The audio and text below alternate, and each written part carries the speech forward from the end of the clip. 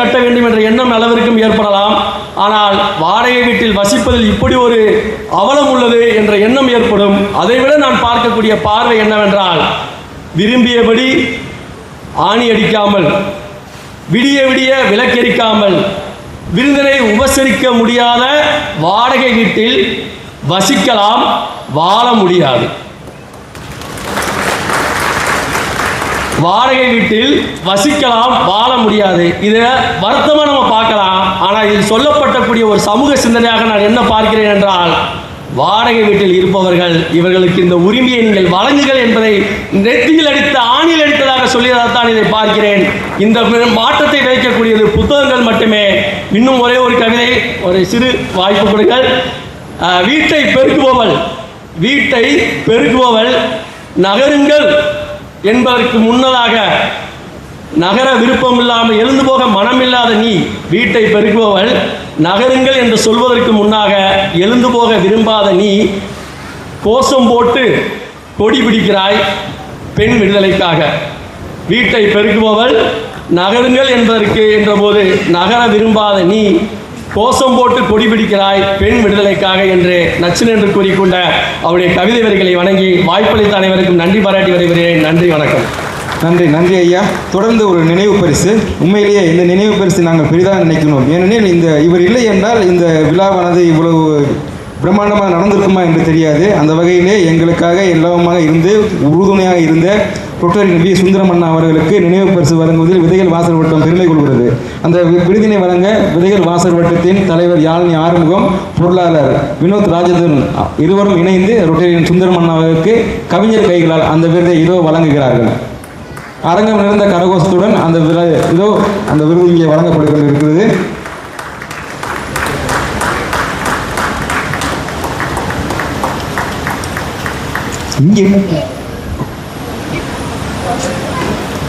நன்றி சார். விருதுகள் வழங்கிய விதைகள் வாசல் வட்டத்துக்கு நன்றியை தெரிவித்துக் கொண்டு தொடர்ந்து சிறப்பு விருந்தினருக்கான நினைவு பரிசு வழங்கும் நேரம் இது. இன்றைய விழாவினை அலங்கரித்துக் கொண்டிருக்கும் திரைப்பட பாடலாசிரியர் யுகபாரதி அவர்களுக்கு நினைவு பரிசினை வழங்க விதைகள் வாசல் வட்டத்தின் செயற்குழு உறுப்பினர் வினோத் ராஜேந்திரன் மற்றும் தலைவர் யாழினி ஆறுமுகம், ஸ்ரீ சுந்தர் மகால் உரிமையாளர் டாக்டர் வி சுந்தரமண்ணா அவர்களை அன்போடு அழைக்கின்றோம். அந்த நினைவு பரிசு இதோ இங்கே யுகபாரதி ஐயா கைகளுக்கு சென்று சேர்கிறது என்பதை உங்களுக்கு மலிவு நாங்கள் தெரிவித்துக் கொள்கின்றோம்.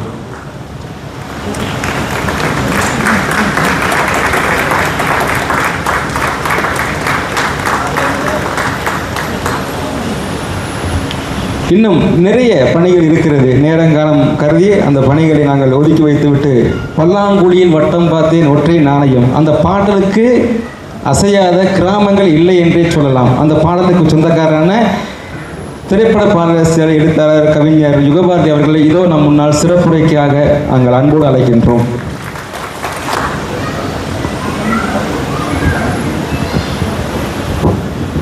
அனைவருக்கும் வணக்கம்.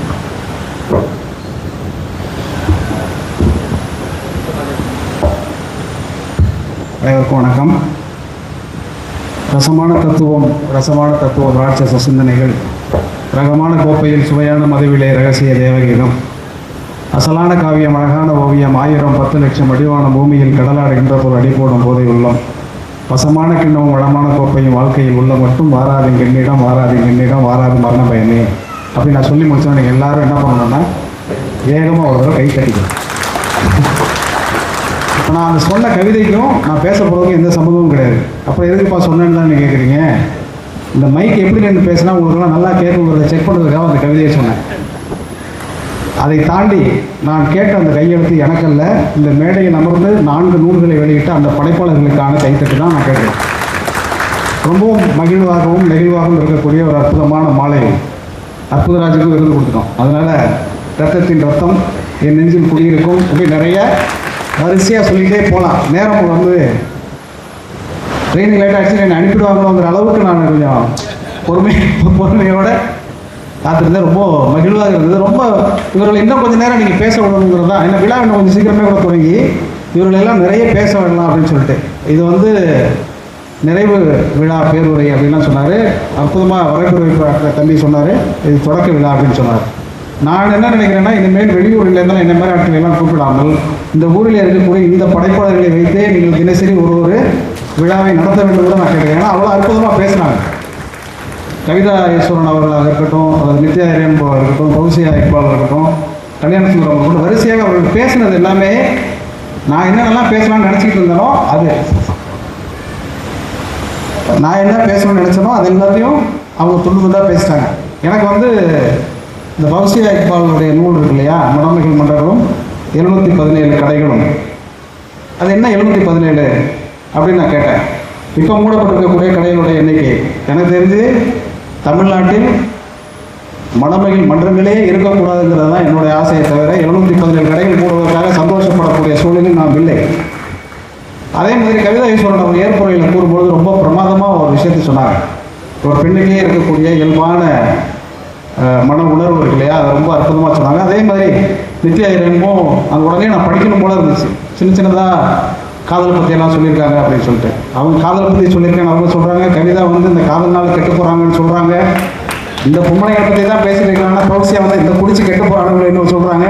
இதுக்கெல்லாம் காரணம் சினிமா தாங்கிற மாதிரி அவர் சினிமா பாடல்களை பற்றி அவர் எழுதியிருப்பாங்க. ஏதோ ஒரு இணைப்பை, ஏதோ ஒரு தொடர்ச்சியை இந்த விழா கொண்டிருக்கிறது ரொம்ப முக்கியமானது. நான் இந்த விழாவுக்கு வர வேண்டும் என்று ஏறக்குறைய 3 ஆண்டுகளாக தொடர்ச்சியாக யாழினி ஆறுமுகம் கேட்டுக்கொண்டே இருந்தார். இந்த முறை கூட நான் வர வேண்டாம் என்று தான் நினைத்தேன். ஏன்னா தொடர்ச்சியாக பாடல் பதிவுகள் இன்றைக்கி கூட காலையில் வந்து வர இருக்கக்கூடிய குக்கர் என்கிற திரைப்படத்திற்கு ஒரு பாட்டை எழுதி கொடுத்துட்டு ஆன்லைன்லேயே ரெக்கார்ட் பண்ணிவிட்டு இங்கே வந்தேன். நான் ஏன் இந்த வாட்டி வராமல் இருந்துடக்கூடாது அப்படின்னு நினச்சி நான் வந்தேன் அப்படின்னா ஒரே ஒரு காரணம் தான். எப்பொழுதுமே பெரிய பெரிய கூட்டங்களுக்கு, பெரிய பெரிய அரங்குகளுக்கு போவதை விட இந்த மாதிரியான கூட்டங்களில் வருகிற பொழுது தனிப்பட்ட முறையில் ஆத்மார்த்தமான ஒரு அன்பையும் நெகிழ்வையும் நான் பெறுவதாக உணர்வேன். அதனால் இது எவ்வளோ பேர் வர்றாங்க, எத்தனை அரங்குகள் போடப்பட்டிருக்கு, எங்கே நடத்தப்படுகிறது, இதை நடத்துகிறவர்களுடைய பின்னணி என்ன, எல்லாவற்றையும் விசாரித்த பிறகு இது மாதிரியான கூட்டங்களுக்கு மட்டும்தான் நம்ம போகணுன்ட்டு நான் வந்தேன். என்ன காரணம்னா இங்கே வந்ததுக்கு பிறகு ஒரே ஒரு விஷயத்தை நான் கவனித்தேன். ஒரு 2 கவிஞர்கள் ஒன்றாக ஒரு மேடையில் அமர்ந்து பேசினால் சூசகமாக மறைமுகமாக அந்த கவிஞனை இந்த கவிஞன் திட்டுவான், இந்த கவிஞனை அந்த கவிஞன் திட்டுவான். ஆனால் இந்த மேடையில் 4 பேர் உட்காந்துருக்காங்க, 4 பேர் மாறி மாறி பாராட்டிக்கிட்டே இருந்தாங்க. கவனிச்சிங்க இல்லையா? இது ரொம்ப ஆச்சரியகரமான ஒரு விஷயம். அப்படி சத்தியமங்கலத்தில் மட்டும்தான் பெண்கள் எழுதுவார்களா, இல்லை தமிழ்நாட்டில் இருக்கக்கூடிய எல்லா பெண்களும் எழுதுகிறவர்கள் எல்லோரும் இவ்வளோ ஒற்றுமையோடு தான் இருப்பார்களா என்கிற அளவுக்கு அவர்கள் ஒருவர் பரஸ்பரம் பாராட்டி கொண்டது வந்து ஒரு மகிழ்ச்சியாக இருந்தது. இதற்கெல்லாம் மூல காரணமாக இருக்கக்கூடிய யாழினி ஆறுமுகத்தையும் இந்த அரங்கத்தை கொடுத்து பெரிதினும் பெரிதுகேள் அப்படின்னு சொல்லியிருக்கிறார். பெரிதினும் பெரிதுகேள் அப்படின்னா அடுத்த ஆண்டு விழா முழுக்க எல்லா செலவையும் அரங்கத்தோடு சேர்த்து மற்ற செலவுகளையும் ஐயாவே ஒத்துக்கொள்வார் என்று அதற்கான மனம் உடையவராகத்தான் அவர் இருக்கிறார். ஏன்னா இந்த மாதத்தில் அது அதிகமாக வந்து கல்யாண கச்சேரியெல்லாம் வைக்க மாட்டாங்க இல்லையா? நான் முதல்ல வந்து இந்த மாதத்தில் போய் புத்தக கண்காட்சி, அதுவும் கல்யாண மண்டபத்தில் வைக்கிறாங்க அப்படின்னு கேட்ட பிறகு சரி ஓகே, ஒன்றும் ஏதாவது கல்யாணம் காது குத்து இது மாதிரி நிகழ்ச்சியெல்லாம் நடக்காதனால இலவசமாக கொடுக்குறார் போல இருக்கு அப்படி நான் நினைத்தேன். ஆனால் அவர் ஆண்டாண்டுகளாக ஒவ்வொரு ஆண்டும் இப்படி கொடுத்து கொண்டே இருக்கிறார். நினைச்சோடனே உண்மையிலே அவரே பெரிதினும் பெரிதுகளாக இருக்கிறார். என்ன அடிப்படையான காரணம்னா அவர் ஒரு வாசகராகவும் இருக்கிறார். அவர் நிறைய பேசுவார்னு எதிர்பார்த்தேன். நான் ஏதோ பெருசாக பேசி கழிச்சிட மாதிரி எல்லாரோட நேரத்தையும் பிடிங்க என்கிட்ட கொடுத்துருங்க. இப்போ நான் என்ன பேசுறது எனக்கு உண்மையிலே புரியல. ஏதோ வந்ததுக்காக கொஞ்சம் பேசிட்டு நான் போயிடுறேன். இந்த விதைகள் அப்படின்னு விதைகள் வாசகர் வட்டம் அப்படின்னு சொன்ன உடனே நான் சட்டுன்னு எனக்கு ஒரு 3:30 மணி வரைக்கும் ரெக்கார்டிங் போயிட்டு இருந்துச்சு. அதற்கு பிறகு தான் நான் விழாவுக்கு கிளம்பி வந்தேன். வருகிற போது விதைகள் அப்படின்னு சொன்ன உடனே எனக்கு டால்ஸ்டாயுடைய ஒரு கதை ஞாபகத்துக்கு வந்தது. விதையின் கதை அப்படின்னு இந்த அரங்கத்திலே வந்து யாரும் சொல்லியிருப்பாங்கன்னு நினைக்கிறேன். ஏற்கனவே சொல்லியிருக்காங்களா யாரும்? இல்லையா? பரவாயில்ல, தப்பிச்சேன். டால்ஸ்டாய் நம்மளை எப்போதும் காப்பாற்றிடுவார், இந்த கூட்டத்திலையும் காப்பாற்றிட்டார். இந்த விதையின் கதை அப்படின்னு சொல்லிட்டு ஒரு கதை எழுதியிருப்பாரு. இங்கே கூட டால்ஸ்டாய் கதைகள் இருந்ததுன்னா நீங்கள் வாங்கி படிங்க. ஒரு குழந்தை என்ன பண்ணும், தெருவில் விளையாடிக்கிட்டே இருக்கும் பொழுது ஒரு கோழி முட்டை அளவுக்கான சைஸில் இருக்கக்கூடிய ஒரு தானியம் அது கையில் கிடைக்கும். அதை எடுத்துகிட்டு ஓடி போய் அவங்க அம்மாட்ட கொடுத்து, அம்மா இது வந்து என்னம்மா இது நம்ம வீட்டு வாசலில் இந்த கிடக்கு அப்படின்னா, இது ஒரு விதை மாதிரி தெரியுது, முட்டை மாதிரி தெரியுது, என்னன்னு தெரியல அப்படின்னா, என்னம்மா இது கூட தெரியல அப்படின்னு சொல்லிட்டு எல்லா குழந்தைங்களுக்கும் அம்மாவுக்கு எதுவுமே தெரியாதுங்கிறதுல நம்பிக்கையோடு இருக்குங்க இல்லையா? அதனால் என்னம்மா ஒன்று கூட தெரியல, சரி விடு நான் அத்தைக்கிட்ட கேட்குறேன் அப்படின்னா அத்தைக்கும் தெரியல, பெரியம்மாட்ட கேட்குறேன், சித்திக்கிட்ட கேட்குறேன், அக்காட்ட கேட்குறேன், யாருக்கும் தெரியல. அவங்க டீச்சர்கிட்ட போய் கேட்குறாங்க, டீச்சருக்கும் தெரியல.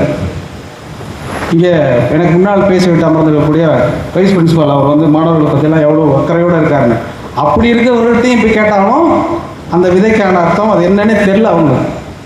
உடனே அந்த டீச்சர் என்ன சொல்கிறாங்க, தனக்கு தெரியலனா கூட எப்படியாவது இதுக்கு விடை கண்டுபிடிக்கணுங்கிறது தான் ஆசிரியர்களோட முக்கியமான குணாம்சமாக இருக்கும் இல்லையா. சரி, இதை ஒன்று செய்யலாம், நம்ம நாட்டு மன்னன்கிட்ட போய் இந்த மாதிரி நம்ம ஒன்று கண்டுபிடிச்சோம், அது என்னன்னு எங்களுக்கு தெரியலைங்கய்யா அப்படின்னு சொல்லிட்டு அவர்கிட்ட ஒப்படைச்சிருவோம். ஏன்னா நாட்டில் இருக்கக்கூடிய எல்லா பொருளும் நமக்கு சொந்தம் கிடையாது, மன்னனுக்கும் சொந்தம் கிடையாது. ஆனால் மன்னனுக்கு சொந்தம்னு நம்ம நம்புவோம் இல்லையா.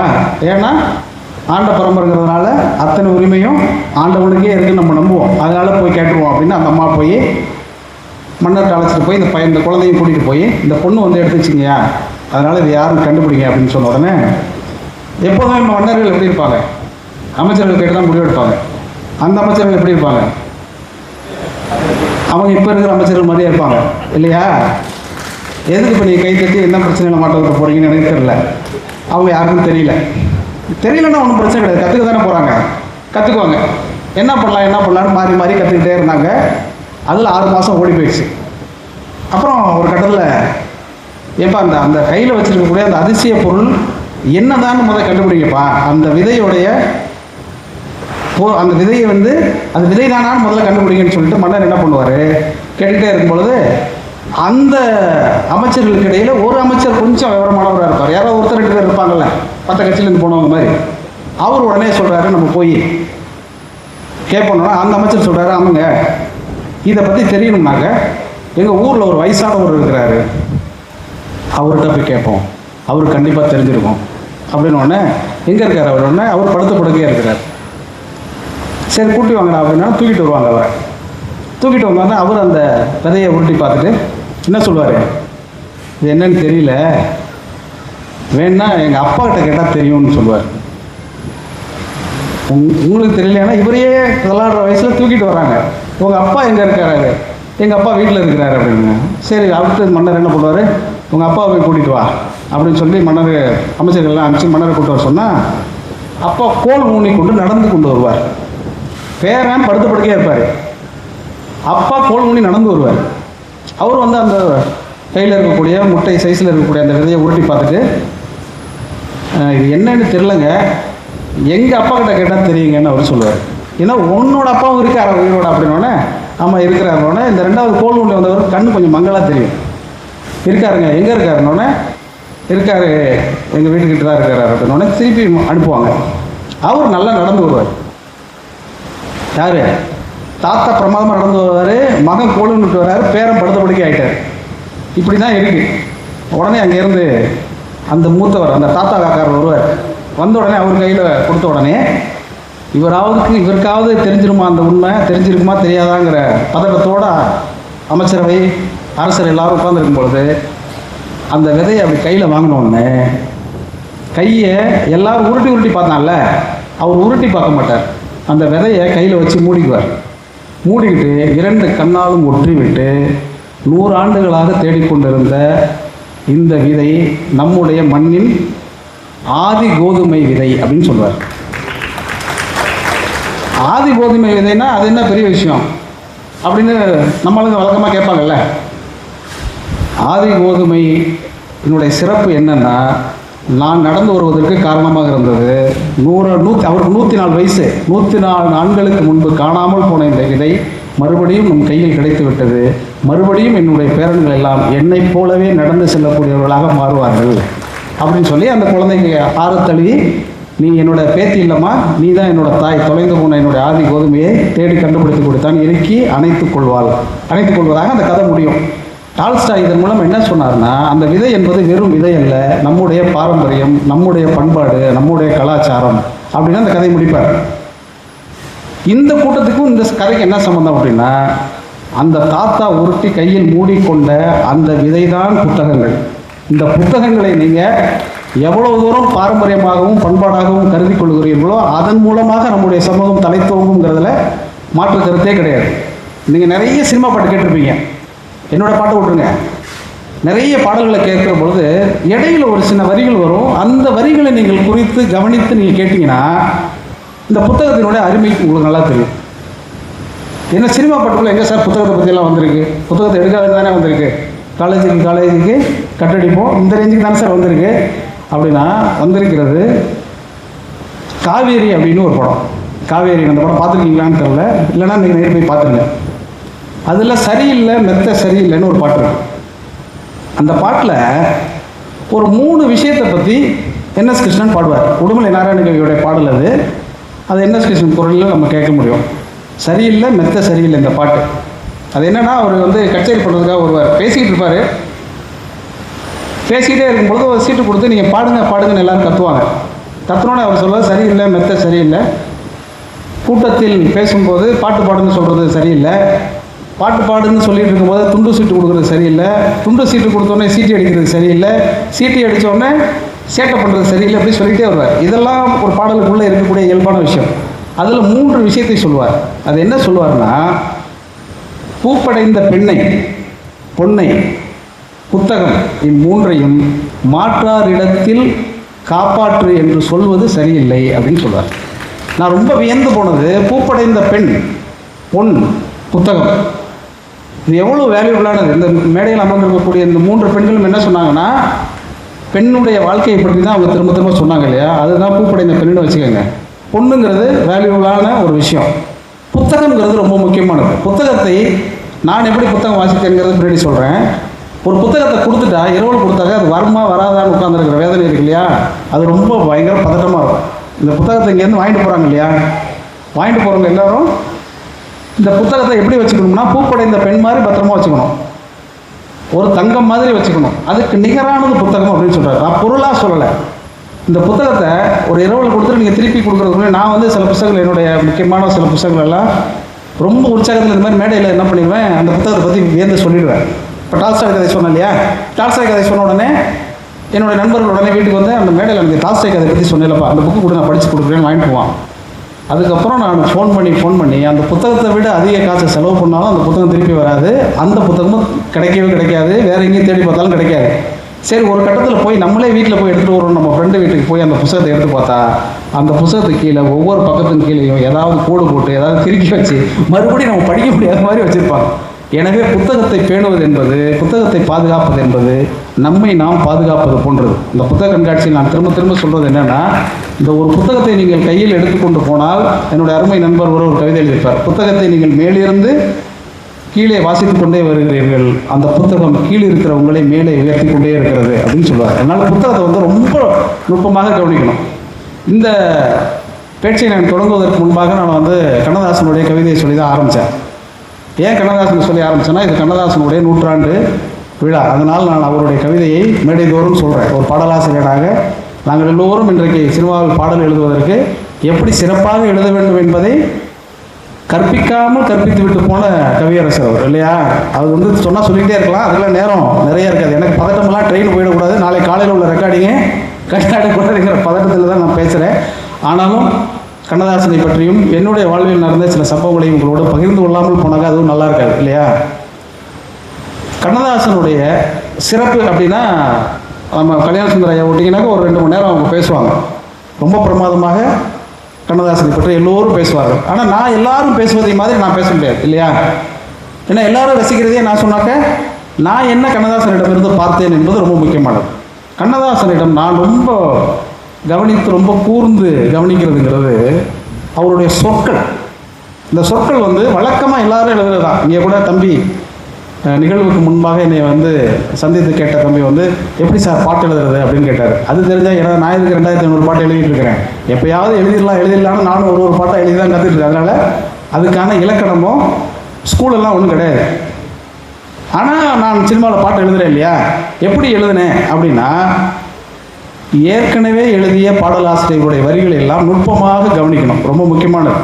இப்போ கண்ணதாசனை பற்றி சொல்லணும் அப்படின்னு சொன்ன உடனே எல்லாருக்கும் நிறைய பாட்டு வந்து போகும். எனக்கு வந்து அவர் சுச்சுவேஷனை, ஒரு கதை சூழலை, கதையை உள்வாங்கி கொண்டு எழுதுகிற போது அந்த வார்த்தை, குறிப்பிட்ட வார்த்தை இருக்கு இல்லையா, அந்த குறிப்பிட்ட வார்த்தையை எப்படி வந்து மெட்டுக்குள் மாற்றுறாருங்கிறது ரொம்ப முக்கியமானது. அது எல்லாரும் செய்ய முடியும் தான். அது கொஞ்சம் பயிற்சி எடுத்தால் போதும். ஒன்றும் பாட்டு எழுதுறதுங்கிறது சரஸ்வதி நாட்கள் எழுதுகிற வரமெல்லாம் ஒன்றும் கிடையாது. நீங்கள் கொஞ்சம் ஒரு 6 மாதம் முயற்சி பண்ண, 6 மாதம் கூட தேவையில்ல, ஒரு 2 மாதம் ஒழுங்காக சினிமா பாட்டெலாம் கேட்டுட்டு கொஞ்சம் தமிழ் எழுத்துக்கள், இன்னும் உயிர்மெய் எழுத்து, மெய் எழுத்து, குறில் எழுது, நெடில் எழுதுன்னு கற்றுக்கிட்டிங்கன்னா பாட்டு எழுதிடலாம். பாட்டு எழுதுறதுலாம் ஒன்றும் பெரிய விஷயமே இல்லை. நல்லா பாட்டு எழுதுறது கஷ்டம் இல்லையா? அது கண்ணதாசன் மாதிரிலாம் எழுதுறதுனா ரொம்ப ரொம்ப கஷ்டம். எப்படி எழுதுறார் அவர் அப்படின்னா, ஒரு சின்ன சந்தம் இருக்கும். இந்த சந்தத்துக்கு வார்த்தையை போடுகிற பொழுது அடுக்கிக் கொண்டே வருவது நான் கூட செய்வேன் இல்லையா? வான் நிலா நிலா அல்ல உன் வாலிபம் நிலா, அப்படியே அவர் மெட்டு போட்டாராம் எம்எஸ்வி, இவர் எழுதிக்கிட்டே வந்தாராம் சார். அப்படியே லா லா லான்னு பாட்டு முழுக்க லாவா எழுதிட்டார் சார் இப்படின்னு சொல்கிறோம் இல்லையா? அவர் லாலான்னு எழுதுனது மட்டுமே சிறப்பு கிடையாது. அந்த லாக்குள்ளே என்ன லாவை வச்சார். லான்னா சட்டம்னு ஒரு அர்த்தம் இருக்குது. இந்த 3 பெண்களும் இங்கே ஏற்புரை வழங்குகிற பொழுது பேசினாங்க இல்லையா? ஒரு பெண் அப்படின்னா அவருடைய மன உணர்வு எப்படி இருக்கும் அப்படிங்கிறத கண்ணதாசன் என்கிற ஒரு ஆண் நிறைய பெண்களோடு பேசியவர், பழகியவர் தான், அது வேறு. ஆனாலும் ஒரு ஆணாக ஒரு பெண்ணை எப்படி அவர் உணர்றாரு அப்படிங்கிறது வான் நிலா நிலா அல்ல உன் வாலிபம் நிலா, நீ இல்லாத நாளெல்லாம் நான் தேய்ந்த வெண்ணிலா, அப்படி வரிசை எழுதிக்கிட்டே வருவார்.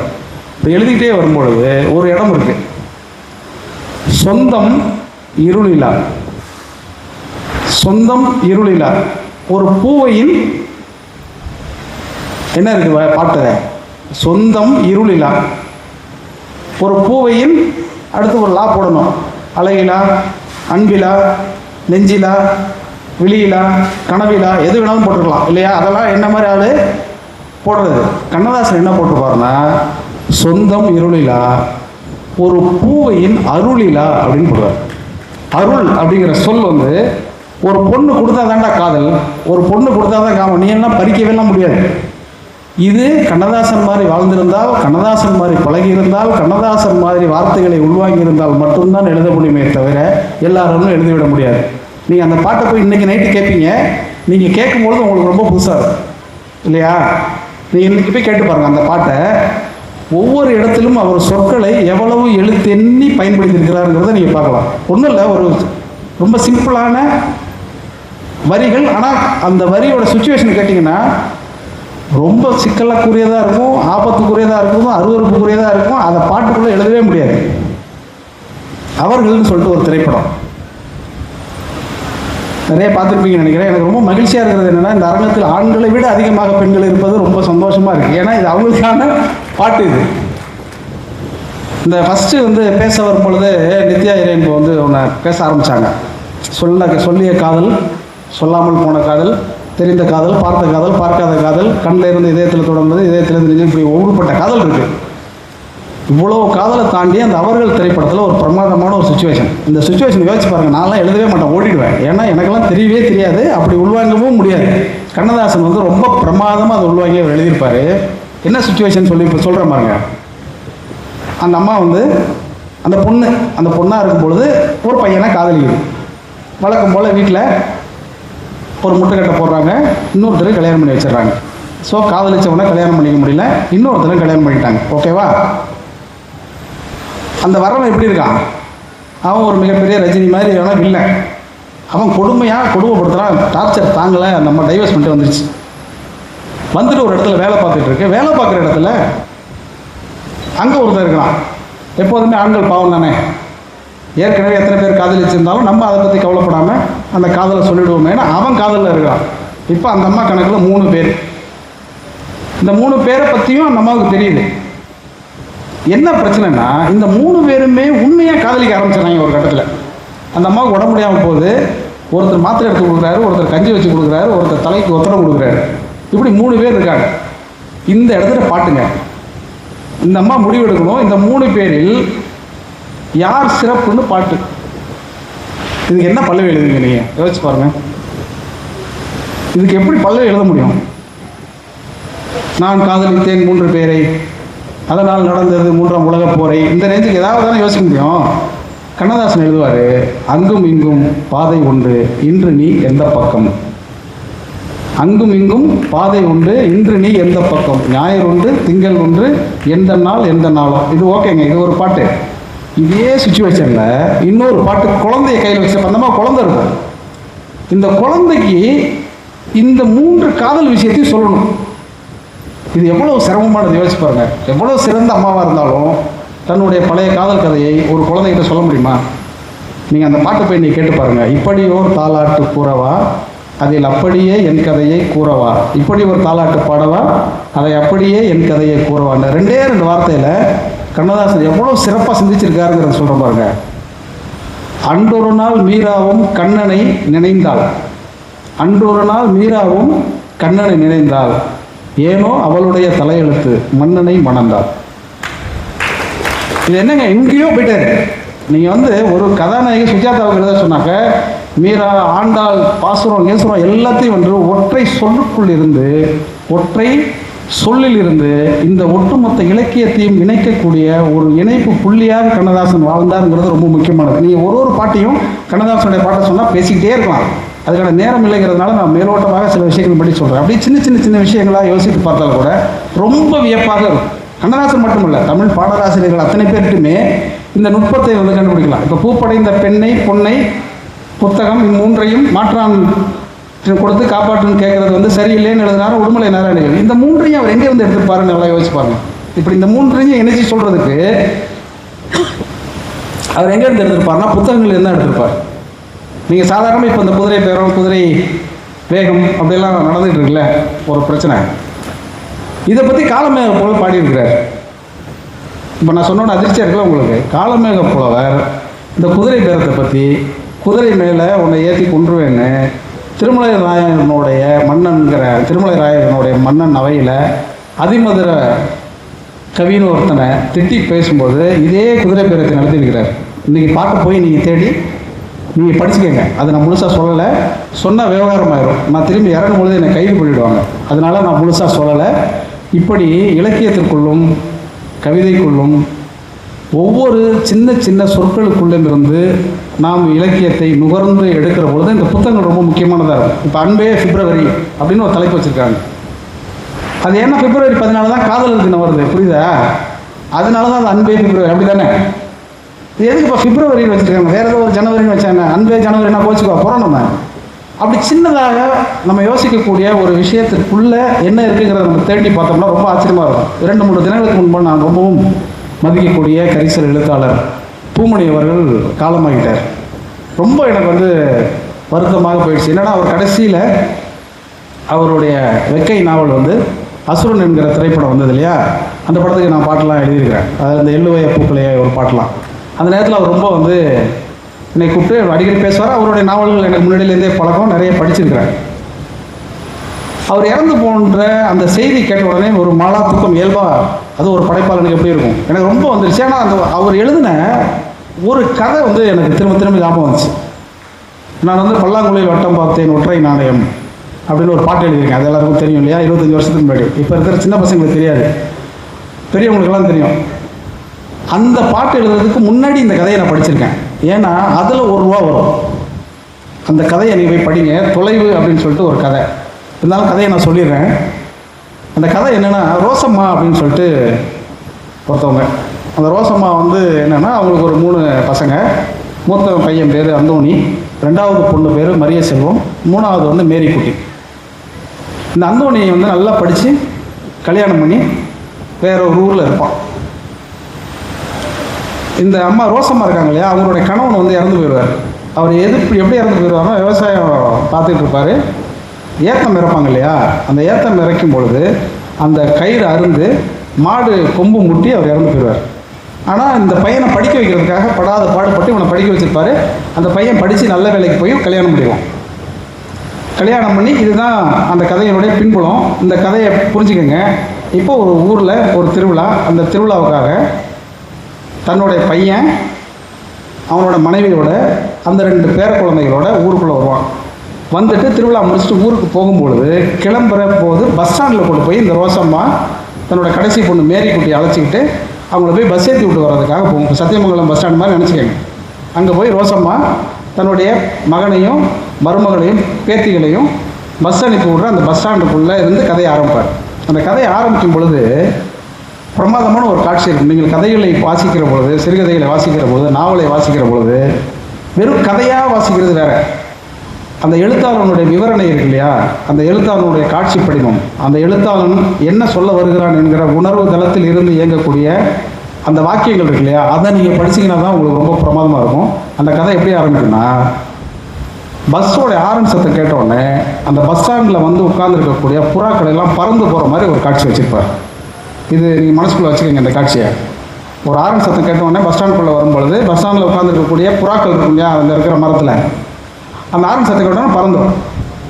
அந்த ஆரன் சத்தம் நின்னோடனே திருப்பி அந்த பறவைகளை வந்து உட்காரும். இது அந்த காட்சியை வச்சுருப்பார். இது எதுக்கு சம்மந்தம் இல்லாமல் அந்த காட்சியை வைக்கிறார் அப்படின்னு நீங்கள் யோசிச்சுட்டே இருக்கும்பொழுது அந்த கதையை ஆரம்பிச்சிருவார்.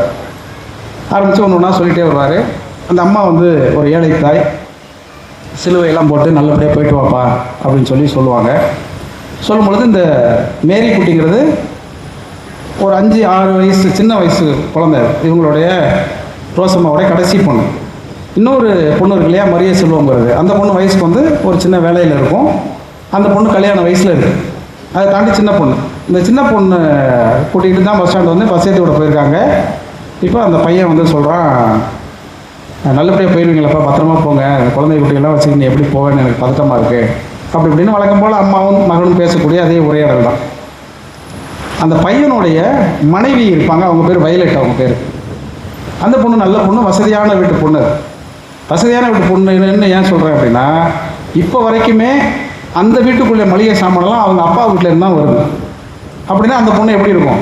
நல்ல பொண்ணு தான் அது இல்லையா, நல்ல பொண்ணு, வசதியான பொண்ணு. இந்த அந்தோணி ரொம்ப மோசமானவெல்லாம் கிடையாது, அவனும் பொறுப்பான பையன் தான். அவனுக்கு வரக்கூடிய வருமானத்தில் அம்மாவுக்கு மாதம் மாதம் அனுப்பிட்டு இருக்கிறான். இந்த மாதிரியான ஒரு சூழல். இந்த தங்கச்சிக்கு கல்யாணம் பண்ணணும், இதுதான் இப்போ இருக்கக்கூடிய சூழல்.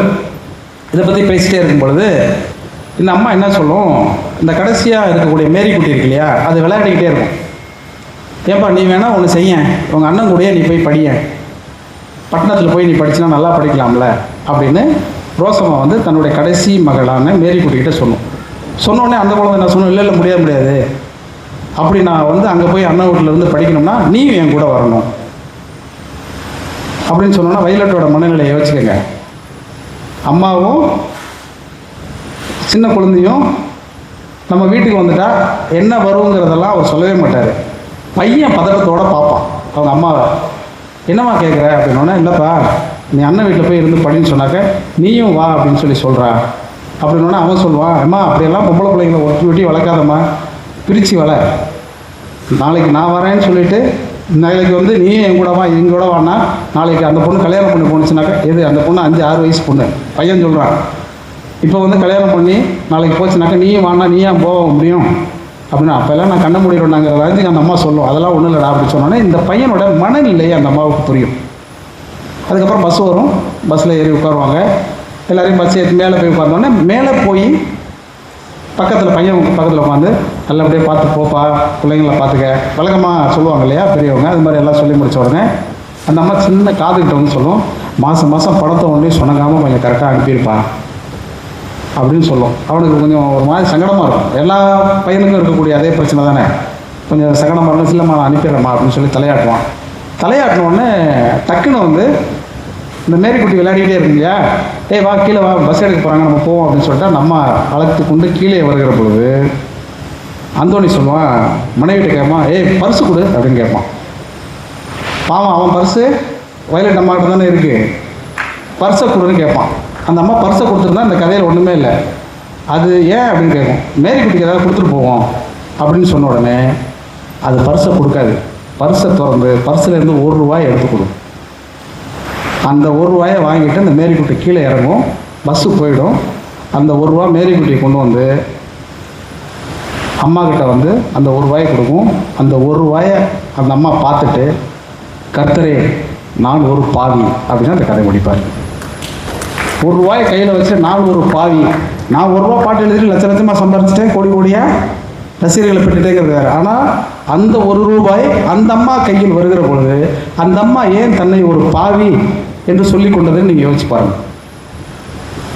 அப்படி கதைகளை வந்து படிக்கிற பொழுது, ஒரு கவிதையை படிக்கிற பொழுது சின்ன 2 வரி, ஒரே ஒரு சின்ன உதாரணங்களாக நான் சொல்கிறேன். ஒரு பாட்டு கேட்கும்பொழுது நம்ம எப்படி கேட்குறோம், கடந்து போயிடுறோம் இல்லையா. ஒரு பாட்டை கேட்போம், நல்லா இருக்கு அப்படின்னு சொல்லிட்டு போயிடும்.